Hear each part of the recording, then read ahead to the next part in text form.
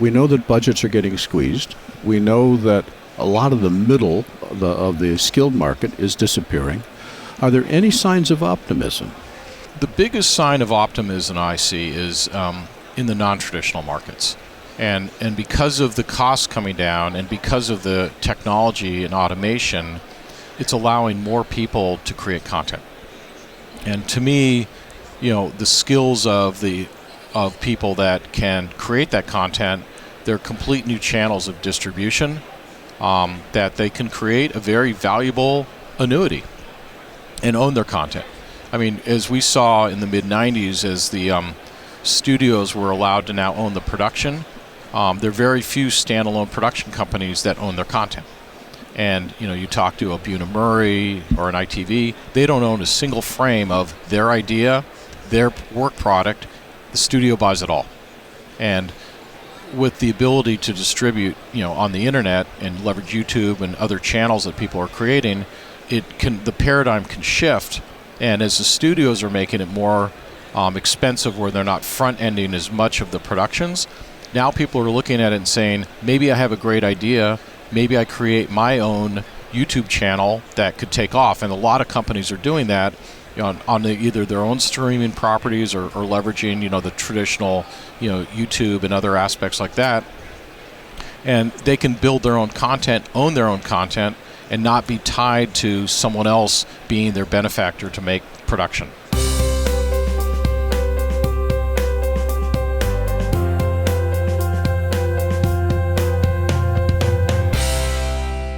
Keycode Media is an integrator of digital tools where we initially started doing post-production editorial in 2001.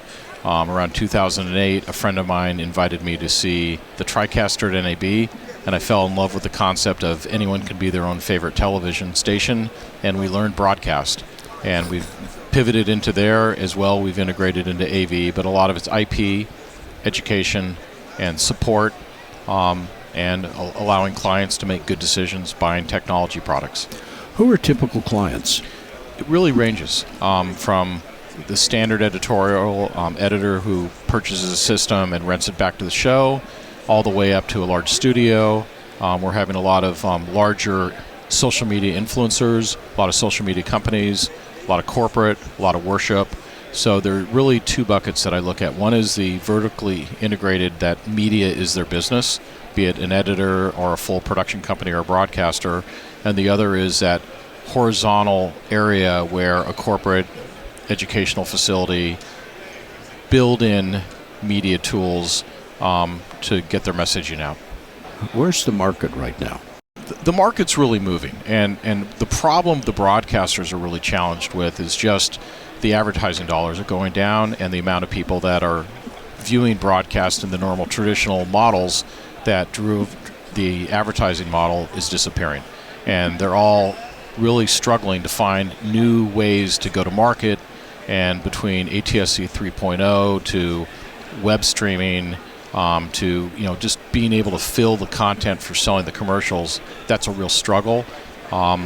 And at the same time, you're seeing, and this is public information, like a Mr. Beast and the fees that he receives from his YouTube channel, which is the number one YouTube influencer, is substantially more profitable and larger than a traditional broadcaster's revenue on a monthly basis. So things are really shifting in terms of publishing your own and creating your own, and organizations and individuals can literally become a broadcasting entity that becomes radically popular across the world.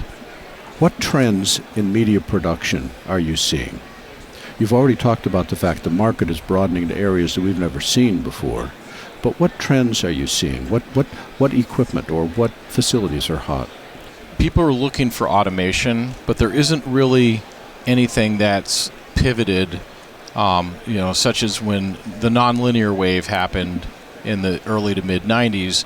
That happened relatively quickly, and it was a very defined business model that people could attribute. And I reckon that, and I worked for Avid 94 to 96, was going from a typewriter, which is linear tape to tape, to a word processor. And that was what digital nonlinear editing was, and it was a very succinct cut. Now, really, things are all over the map, but the biggest trend I'm seeing is really Adobe and their AI integration with Firefly is just leaps and bounds pushing everything, and everyone's now trying to reconcile how they're building that business model. And the manufacturers that I talk to on the editorial side are very cautious about where does the creative start and where does the creative stop, and how do they not impact their core business. While there are these smaller startup people that AI can now fully integrate and do rough cut dailies based on descriptions, scripts, and feedback on how you want to have it, where you have a start.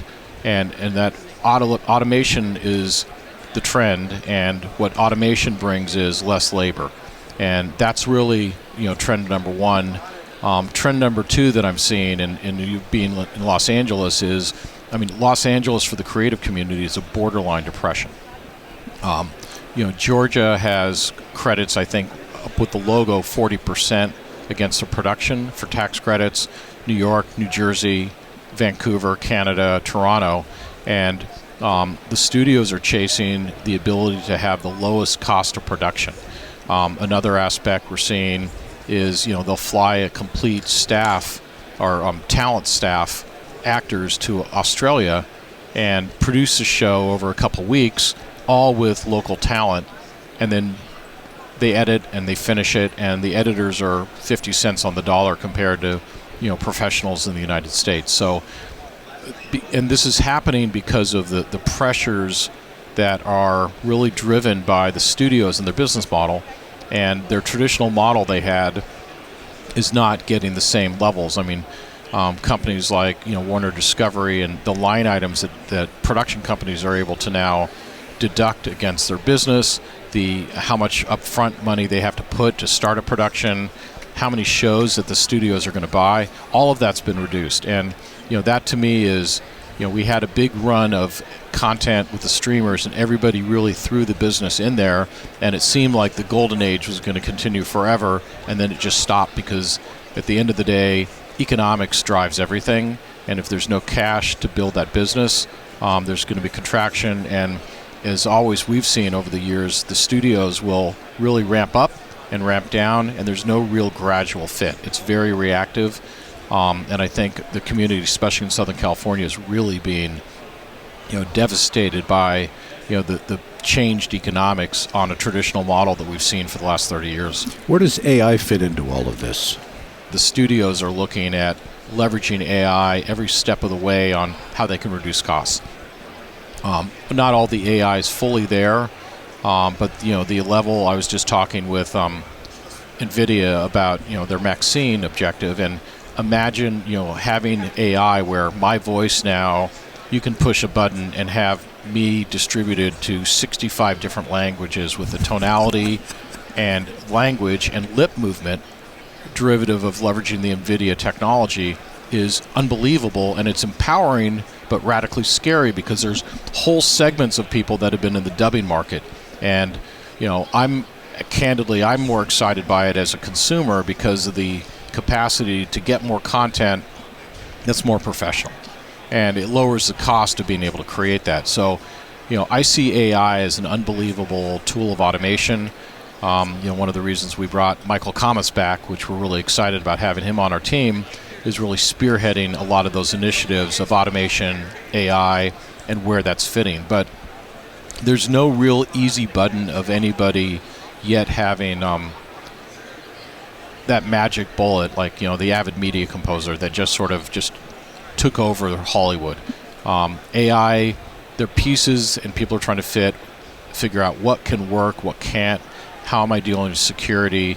We have a lot of clients that are very high-level brands in the corporate and sporting world, and they are incredibly hesitant to using any of the hyperscalers for AI, just because we don't really know whether or not that training, what will go into, and how are they sifting and taking the intellectual property of that brand.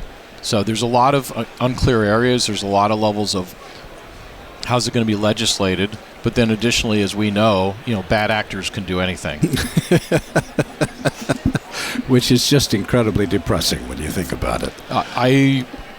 am in many ways glad that I'm through the big part of my career. I'm still incredibly excited about what AI can bring, but there's a lot of ethical issues, and there's a lot of levels of disruption of just core jobs are going to disappear. And one of my concerns is the traditional assistant editor role, which is really the on-ramp for long-term editorial work, and much of what the AE does is very technical, and a lot of it AI will replace a lot of those roles. And then where does that mean for the future? We know that budgets are getting squeezed. We know that a lot of the middle of the skilled market is disappearing. Are there any signs of optimism? The biggest sign of optimism I see is in the non-traditional markets. And because of the costs coming down and because of the technology and automation, it's allowing more people to create content. And to me, the skills of people that can create that content, they're complete new channels of distribution that they can create a very valuable annuity and own their content. I mean, as we saw in the mid-'90s, as the studios were allowed to now own the production, there are very few standalone production companies that own their content. And you talk to a Bunim/Murray or an ITV, they don't own a single frame of their idea, their work product. The studio buys it all. And with the ability to distribute, on the internet and leverage YouTube and other channels that people are creating, the paradigm can shift. And as the studios are making it more expensive, where they're not front-ending as much of the productions, now people are looking at it and saying, maybe I have a great idea, maybe I create my own YouTube channel that could take off. And a lot of companies are doing that on either their own streaming properties or leveraging the traditional YouTube and other aspects like that. And they can build their own content, own their own content, and not be tied to someone else being their benefactor to make production. Mike, just to wrap things up, what do you want people to think when they think about Key Code Media? Number one, that we want to partner, and we're not looking at just a quick hit, but a relationship of providing insight and education and areas of giving them the best snapshot at that moment in time when they're making decisions on technology platforms, and us being able to sort of be a partner within that process, that not just on the short term in terms of being price competitive, but looking really at the long-term value and ownership costs that they have to help them make decisions that the systems and technology they invest in will be technology that provides them a very solid internal rate of return, and that they have a partner that stands behind them and wants them to be successful.